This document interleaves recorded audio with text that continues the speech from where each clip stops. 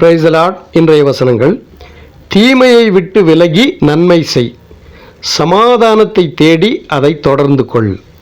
கர்த்தருடைய கண்கள் நீதிமான்கள் மேல் நோக்கமாயிருக்கிறது, அவருடைய செவிகள் அவர்களுடைய கூப்பிடுதலுக்கு திறந்திருக்கிறது. நீதிமான்கள் கூப்பிடும்போது கர்த்தர் கேட்டு அவர்களை அவர்களுடைய எல்லா உபத்திரவங்களுக்கும் நீங்களாக்கி விடுவிக்கிறார்.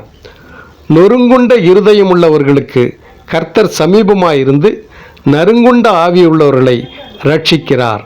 நீதிமானுக்கு வரும் துன்பங்கள் அநேகமாயிருக்கும், கர்த்தர் அவைகள் எல்லாவற்றிலும் நின்று அவனை விடுவிப்பார். ஆமேன். சங்கீதம் 34:14 முதல் 19 வரை.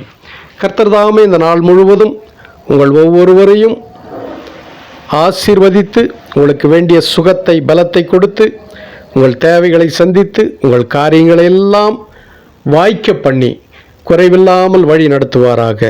தேவனுடைய கிருபையும் சமாதானமும் ஆசீர்வாதமும் உங்கள் அனைவரோடும் கூட நிறைந்திருப்பதாக. ஆமேன், ஆமேன்.